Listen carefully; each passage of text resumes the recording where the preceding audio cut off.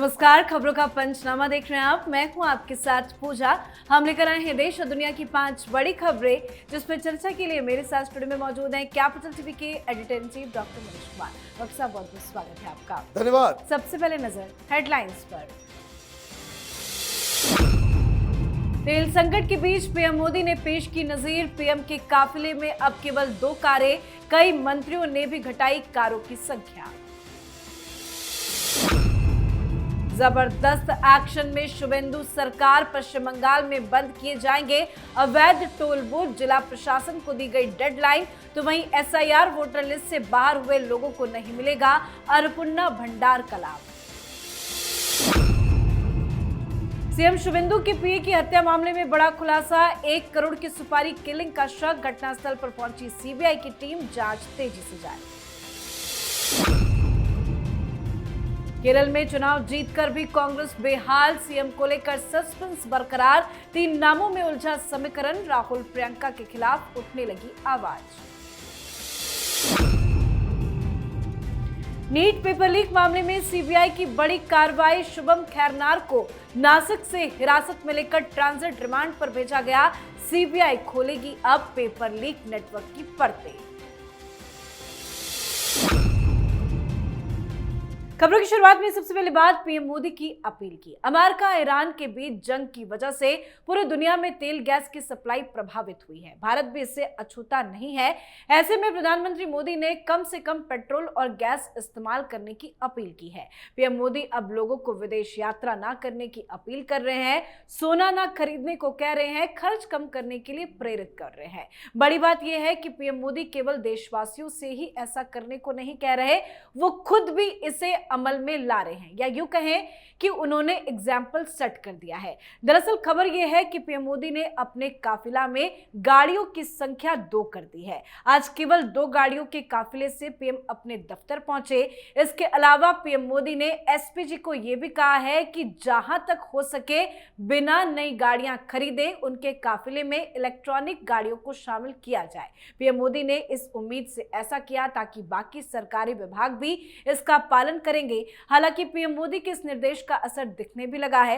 UP से MP तक मंत्रियों के काफिले कम होने लगे हैं, तो कुछ मंत्री मेट्रो से सफर करते नजर आए हैं। सर, पीएम मोदी ने जनता से अपील की थी, लेकिन खुद वो उसको अमल भी कर रहे हैं। देखिए, लीडर का ये काम होता है कि वो सबसे पहले he must set the example, और आपने ये काम किया।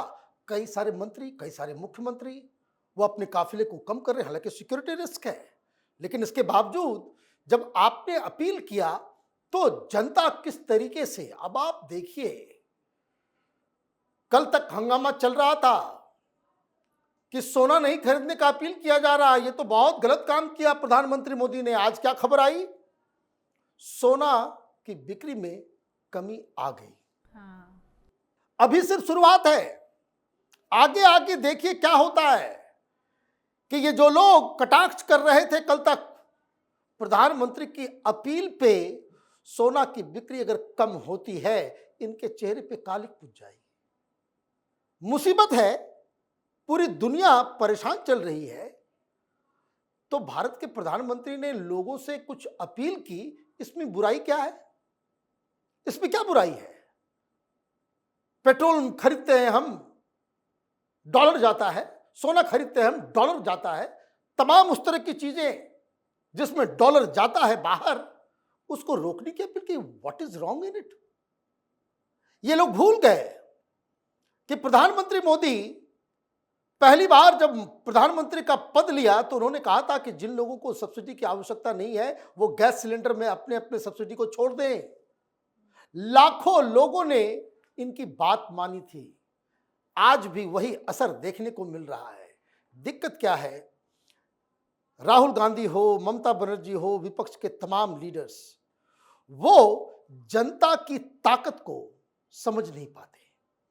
प्रधानमंत्री मोदी अपने अपीलों से, अपने चीजों से, अपने काम से, वो कोई भी चीज की शुरुआत करते हैं उसमें जनता को समाहित कर लेते हैं। स्वच्छ भारत अभियान देखिए, सारे लोग लग गए। कोरोना के दौरान किस तरीके से सारे लोग लग गए। ये जनता के पावर को समझने वाला लीडर ही ये काम कर सकता है। और मुझे लगता है कि जिस तरह से सोना की खरीदारी में गिरावट आई है, आगे विपक्ष के पास बोलने के लिए कुछ नहीं बचेगा। बिल्कुल, तो पीएम की अपील का खास असर दिख रहा है। तो वहीं पश्चिम बंगाल की शुभेंदु अधिकारी सरकार एक के बाद एक ताबड़तोड़ फैसले ले रही है। शुभेंदु अधिकारी एक्शन मोड में है। इसी कड़ी में सरकार ने अवैध टोल और ड्रॉप गेटों के खिलाफ कार्रवाई शुरू कर दी है। मुख्य सचिव मनोज कुमार अग्रवाल ने एक सख्त निर्देश जारी करते हुए कहा कि सरकार की अनुमति के बिना संचालित सभी टोल प्लाजा को तत्काल बंद कर दिया जाए। सरकार ने पूरे राज्य में अवैध टोल सिंडिकेट के खिलाफ विशेष अभियान छेड़ दिया है। सभी जिले के मजिस्ट्रेटों को सख्त निर्देश दिए गए, जिसमें कहा गया कि राज्य में सरकार की अनुमति के बिना संचालित किए जा रहे सभी अवैध toll gate, drop gate, barricades और वसूली केंद्रों की पहचान कर उन्हें तुरंत बंद और हटाया जाए। साथ ही एक और बड़ा फैसला ये लिया गया कि एसआईआर से जिन लोगों को मतदाता सूची से बाहर किया गया, उन्हें अब शुभेंदु अधिकारी सरकार अन्नपूर्णा भंडार योजना का लाभ नहीं देगी। सर, बड़े फॉर्म में दिख रहे हैं शुभेंदु अधिकारी। देखिए, फॉर्म में तो आना ही पड़ेगा। जनता ने आप पे इतना विश्वास किया, अब आपको तो डिलीवर करना है। ये टोलाबाजी क्या है? ये कहीं भी टीएमसी के लोग खड़े हो गए, बांस लगाया, कोई भी कॉमर्शियल व्हीकल, चाहे वो लोगों को ट्रांसपोर्ट कर रहा हो या गुड्स को लेकर के जा रहा हो, उससे पैसा होगा ही किसको? आज फुल एंड फाइनल कर दिया गया है कि 15 तारीख को सारी रिपोर्ट्स आनी चाहिए, कहां कहां ये ऑपरेट कर रहा था, कौन कौन लोग उसको ऑपरेट कर रहे थे, और ये जितने भी अवैध हैं ये 24 घंटे के अंदर खत्म होना चाहिए। तो आप देखिए, जनता तो खुश है। सारे टैक्सी ड्राइवर, सारे ट्रांसपोर्टर, सारे ट्रक वाले, सारे टैक्सी वाले, ये सब लोग खुशियां मनाने के, यही तो राम राज्य है। और क्या चाहिए था? लेकिन उससे बड़ा फैसला ये किसी ने सोचा नहीं था कि एसआईआर में वो खास करके 27 लाख लोग जिनके पास दस्तावेज भी है लेकिन डाउटफुल कैटेगरी में है, उनको भी बाहर कर दिया गया कि आप हिंदुस्तान के नागरिक नहीं हैं तो आपको सरकारी योजनाओं का फायदा बिल्कुल नहीं दिया जाएगा। तो ये दो फैसले ऐसे हैं, ममता बनर्जी और टीएमसी की तरफ से एक शब्द भी नहीं आ पा रहा है। They don't know how to respond, यही सबसे बड़ी दिक्कत है। तो बंगाल में बीजेपी की सरकार जबरदस्त एक्शन के साथ काम कर रही है। साथ ही शुभेंदु अधिकारी के पीए की हत्या के मामले में भी सीबीआई ने अपनी जांच तेज कर दी है। सीबीआई की विशेष जांच टीम ने उत्तरी 24 परगना जिले के मध्यम ग्राम में घटनास्थल का दौरा किया।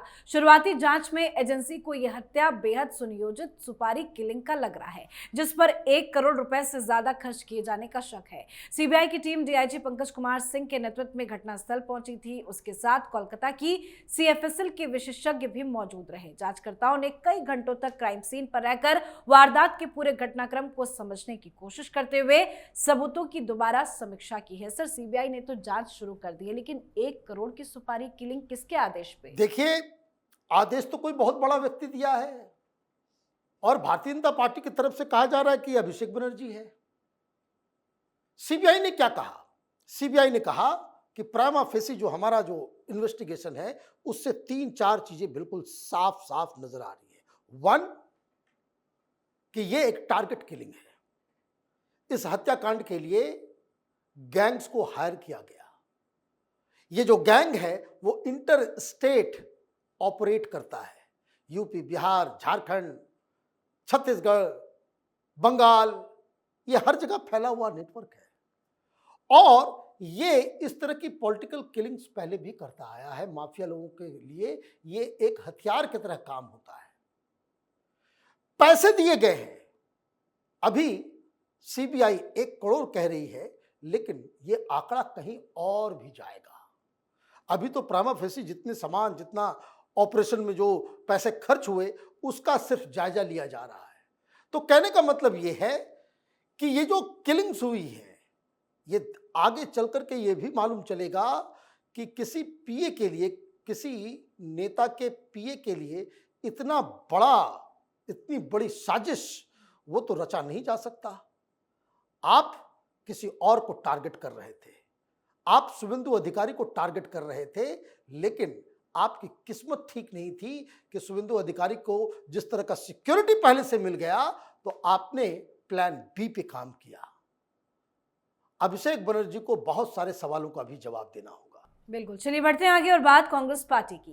केरल में कांग्रेस की ऐतिहासिक जीत अब उसी पार्टी के लिए सबसे बड़ी टेंशन बनती जा रही है। 140 में से 102 सीटें जीतने के बाद भी मुख्यमंत्री कौन बनेगा, इसका जवाब 9 दिन बाद भी नहीं मिला है।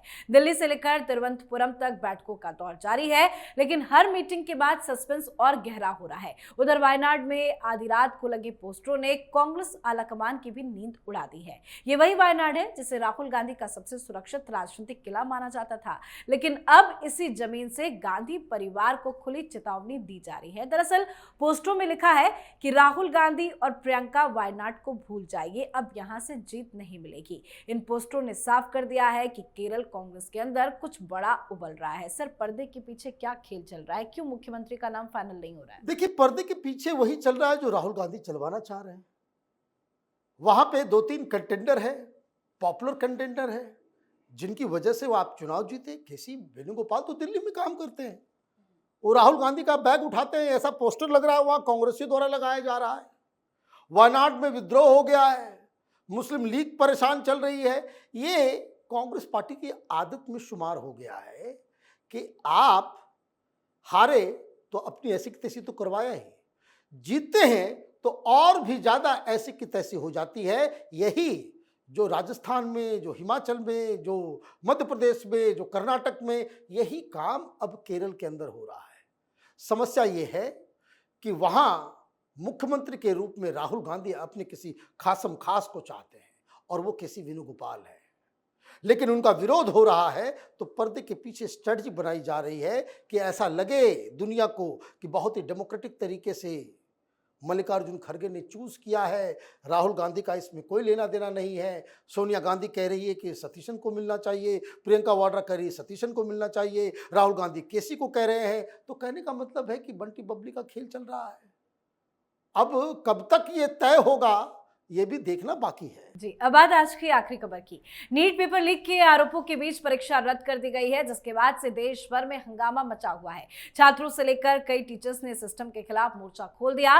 कई राज्यों से संदिग्धों की गिरफ्तारी भी हो रही है। सीबीआई की जांच तेजी से जारी है। सीबीआई नेटवर्क को खंगालने में जुटी हुई है। इस मामले में नासिक से आरोपी शुभम खैरनार को गिरफ्तार किया गया। शुभम को मुंबई की किला कोर्ट ने 2 दिन की ट्रांजिट रिमांड पर भी भेज दिया है। कोर्ट ने केंद्रीय सीबीआई को उसे आगे की पूछताछ के लिए दिल्ली ले जाने की अनुमति भी दे दी है। सीबीआई ने कोर्ट में कहा था कि मामले में अन्य आरोपियों का पता लगाने और पेपर लीक नेटवर्क की गहराई से जांच करने के लिए शुभम खैरनार की हिरासत काफी जरूरी है।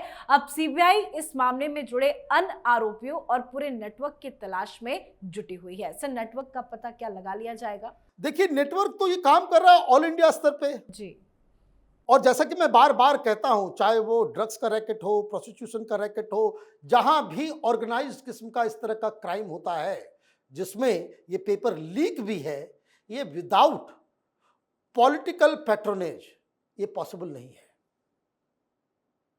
उसके अलावा उससे बगैर ये हो ही नहीं सकता। और छात्र आंदोलित हैं, बिल्कुल सही है। इस तरह के एग्जाम और भी होते हैं भाई, वो बाकी सारे एग्जाम्स के पेपर लीक क्यों नहीं होते? ये हमेशा इसी में क्यों हो जाता है? तो इसका मतलब है कहीं सिस्टम में जो है लूप होल है।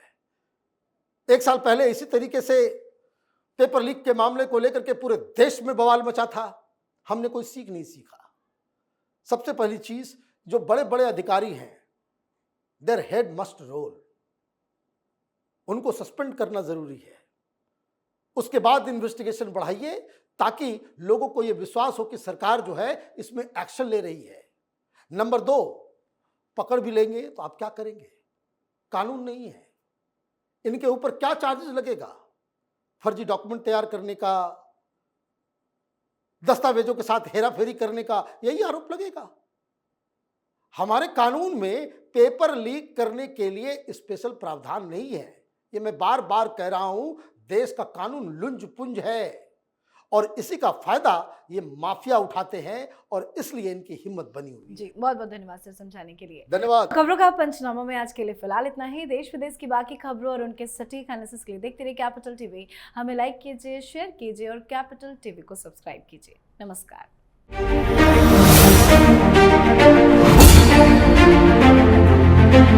है।